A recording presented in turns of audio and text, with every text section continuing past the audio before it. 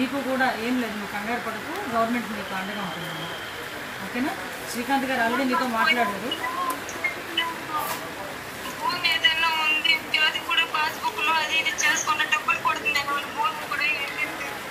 లేదమ్మా, ఒకసారి మన వాళ్ళు కూడా వస్తారు మీ దగ్గరికి. పెన్షన్ విషయంలో కూడా ఏదో ప్రాబ్లం వచ్చిందని చెప్పారంట కదా శ్రీకాంత్ గారితో.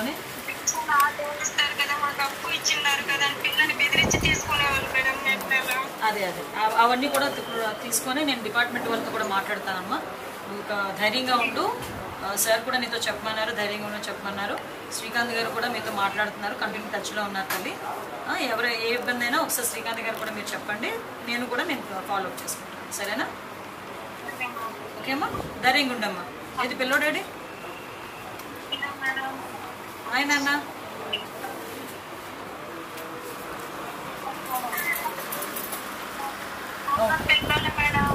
ఏం లేదులే అమ్మా, కంగారు పడుతున్నాడు. ఓకేనా?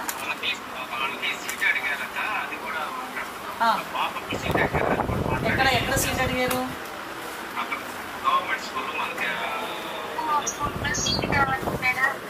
అలాగేనమ్మా, తప్పకుండా చేస్తాను, తప్పకుండా చేద్దామమ్మా. ఆల్రెడీ శ్రీకాంత్ గారు మాట్లాడారు, ఎమ్మెల్సీ గారు, తను చూసుకుంటారు. ఓకేనా? ధైర్యం ఉండండి అమ్మా, ధైర్యం ఉండండి.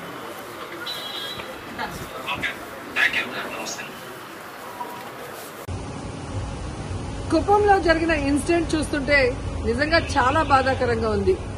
సీఎం చంద్రబాబు నాయుడు గారి సొంత నియోజకవర్గంలోనే ఇలా జరుగుతోందంటే రాష్ట్రంలో మహిళలకి ఏమాత్రం భద్రత కల్పిస్తున్నారో ఒకసారి రాష్ట్ర ప్రజలు ఆలోచించగలరు. ఎందుకంటే చంద్రబాబు నాయుడు గారు అధికారంలోకి వచ్చిన తర్వాత ఇది ప్రజాస్వామ్యమా, రెడ్ బుక్ రాజ్యాంగమా అనే అనుమానం కలిగే విధంగా ఈరోజు రాష్ట్రంలో ప్రతిరోజు కూడా మహిళల మీద, బాలికల మీద దాడులు చేయటం, అత్యాచారాలు చేయటం, హత్యలు చేయటం, చెట్టుకు కట్టేసి కొట్టడం, ఇవి ఏ రాష్ట్రంలో అయినా జరుగుతున్నాయా? ఒక్క ఆంధ్రప్రదేశ్ లోనే జరుగుతుంది అంటే ఇక్కడ చంద్రబాబు నాయుడు గారు గాని, పవన్ కళ్యాణ్ గారు కానివ్వండి, అలాగే హోంమంత్రి అనిత గారు గాని ఎలా నిర్లక్ష్యంగా వ్యవహరిస్తున్నారు, ఎలా మహిళల రక్షణని గాలికి వదిలేశారో అందరికీ అర్థమవుతుంది. మాటలు మాత్రం ఇంత చెప్తారు, అధికారంలోకి వచ్చేప్పుడు ఏం చెప్పారండి?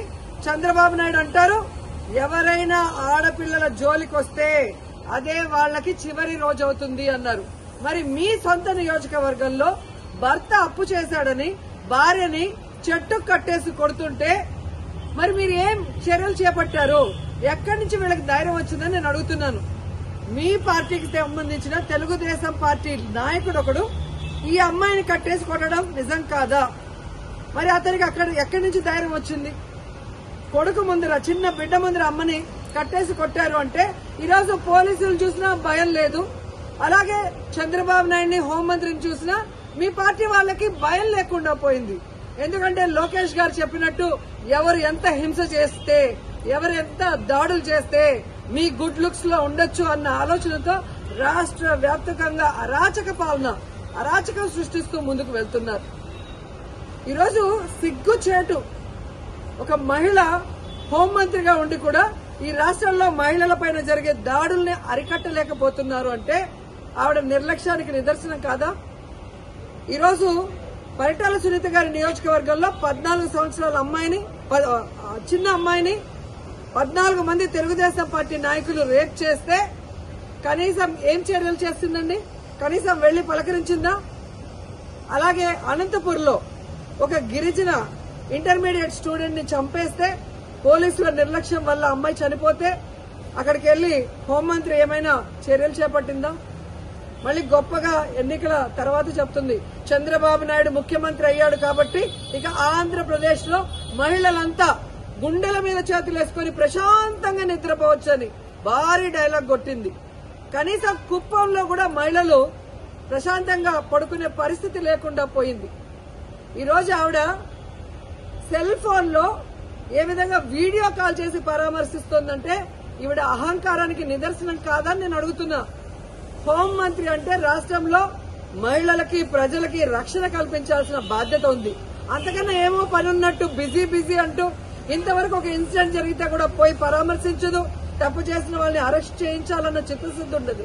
సాక్షి ఈ విషయాన్ని వెలుగులో తెచ్చేంత వరకు ఇటు చంద్రబాబు నాయుడు గారికి గాని, అటు హోంమంత్రికి గాని విషయం తెలియలేదు, చర్యలు చేపట్టలేదంటే అంతకన్నా సిగ్గుచేటు ఏదైనా ఉందా? సీఎం గాని డిప్యూటీ సీఎం, హోంమంత్రి టోటల్ ఫెయిల్యూర్ కాదా నేను అడుగుతున్నా. ఇంతవరకు సంవత్సరం అవుతుంది. మహిళల భద్రతల గురించి ఏ రోజైనా మీరు ఒక కమిటీని వేసి ముఖ్యమైన నాయకులు దాని మీద డిస్కషన్ చేశారా? మహిళలంటే అంత చిన్న చూపు. ఓట్లు వేసుకోవడానికి మహిళలు కావాలి, కానీ వాళ్ళకి రక్షణ ఇవ్వడానికి, వాళ్ళకి వెల్ఫేర్ చేయడానికి, వాళ్ళని అభివృద్ధిలో తీసుకురావడానికి మాత్రం వాళ్ళు మనుషులుగా మీకు పరిగణలో తీసుకోరు. ఇప్పటికైనా చంద్రబాబు నాయుడు గారు, పవన్ కళ్యాణ్ గారు, లోకేష్ గారు, అనిత గారు రెడ్ బుక్ రాజ్యాంగాన్ని పక్కన పెట్టి ముందు ఆడపిల్లకి రక్షణ కల్పించాల్సిన బాధ్యత తీసుకోండి. తప్పు చేసిన వాడు తెలుగుదేశం వాడైనా శిక్షించడానికి ప్రయత్నించండి. అంతేగాని టీవీల ముందు కూర్చొని చంద్రబాబు నాయుడు చెప్పాడు కదా అని జగన్మోహన్ రెడ్డి గారిని, భారతమ్మని తిట్టడానికి, సాక్షి మీద కేసులు పెట్టడానికి టైం ఉన్న హోంమంత్రి గారికి నేరస్తుల్ని శిక్షించడానికి టైం లేదని అడుగుతున్నాం. వాటి మీద కాన్సన్ట్రేట్ చేయని హెచ్చరిస్తున్నాం.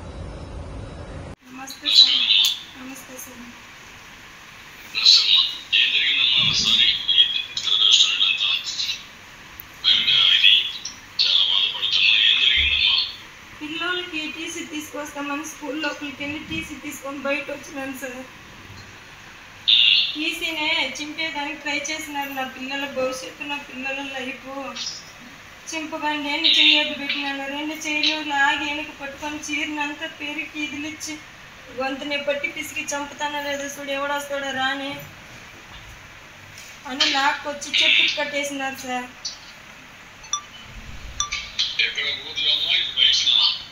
వాళ్ళ ఇంటికి నేరుగానే రోడ్డు పక్కనే ఒక 200 మంది చూసినారు సార్. చూసి చూడనట్లు పోయేవాళ్ళు. ఇది లైవ్ చేసినట్టు నాకు కూడా తెలియదు. నిన్న పోలీస్ స్టేషన్కి వస్తే అక్కడ చూసినాను నేను సెల్లులో వీడియో. మా కొడుకునైతే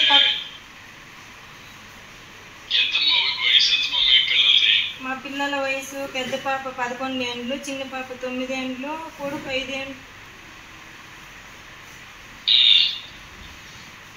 అప్పు తీసుకున్నామనేసి మా భర్తని ఫస్ట్ టైము అసభ్యంగా మాట్లాడేవాళ్ళు. ఇంట్లో మా ఇంటి ఆయన లేని సమయంలో మా ఇంటి ఆయన టెన్షన్ తట్టుకోలేకుండా వెళ్ళిపోయినాడు బయట కూలి పని చేసుకునేదానికి. 1 నెల ఇంట్లో ఉన్నాను నేను. అమ్మ వాళ్ళ ఇంటికి వెళ్ళినాను. అక్కడ కూడా వచ్చి బెదిరించేవాళ్ళు. 1 సంవత్సరం నుంచి టార్చర్ తట్టుకునేదానికి కాలేదు. మా ఇంటి ఆయన 2 సార్లు పాయసం తీసి పెట్టుకుని దగ్గర కాళ్ళు పట్టుకున్న పిల్లలకు తండ్రిగా ఉండాలని నువ్వు చావుకొని నేను నిలదీసినాను. ఈరోజు నా మొగుడు ప్రాణంతోనే ఉన్నాడు.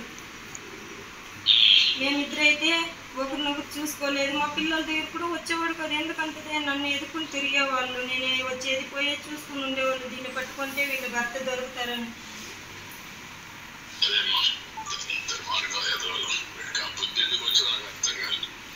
అడుక్కున్నాను సార్,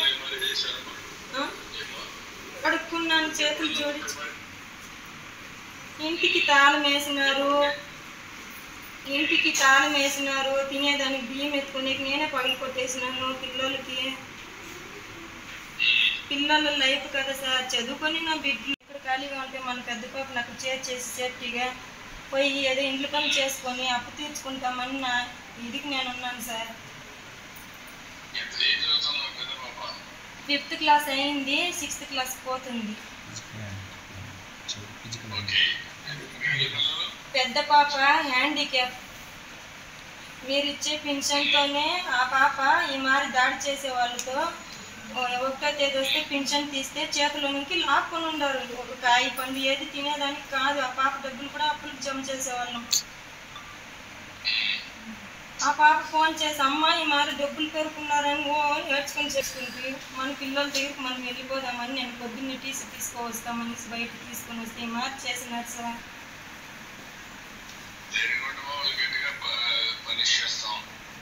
మీ తరపున నుంచి మా ప్రాణానికి లైఫ్ లాంగ్ మాకేది జరగదు.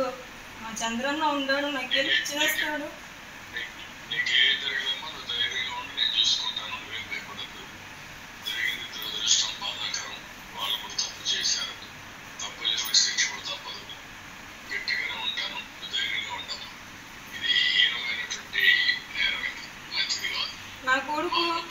నా కొడుకు వాళ్ళ కాళ్ళు పట్టుకున్నాడు సార్. మా అమ్మని ఏమి చేయకండి, నా పిల్లోడికి 5 ఏళ్ళ వయసు సార్.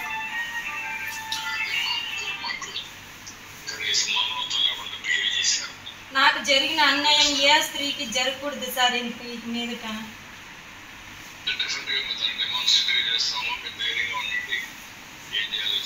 నాకు ఇప్పుడు కూడా నమ్మకం లేదు సార్. ఎప్పుడో ఒక చోట చంపే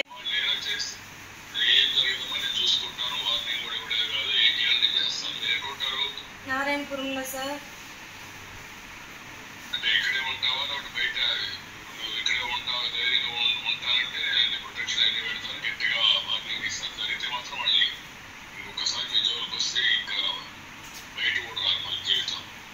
నేను బెంగళూరుకి పనికి పోతాను, అక్కడ ఉంటాను.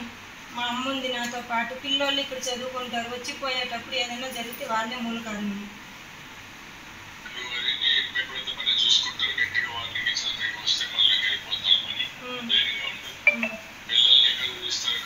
మాకు విజయలాపురం హాస్టల్లో సీట్ కావాలా. మా పెద్ద పాపకు 2 పిల్లలు గవర్నమెంట్ స్కూల్లో పోతారు, కెంచన్బల్లో.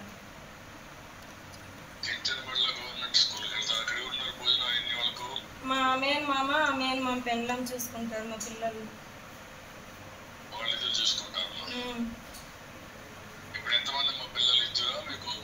ముగ్గురు సార్. 2 ఆడపిల్లలు, ఒక పాప హ్యాండిక్యాప్ అని, తర్వాత 2 బాగా పుట్టారు సార్.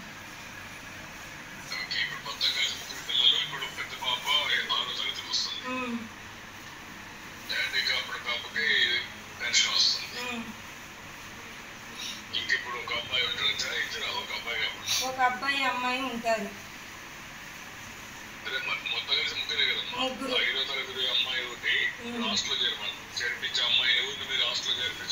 మధుశ్రీ పెద్ద పాప హ్యాండిక్యాప్.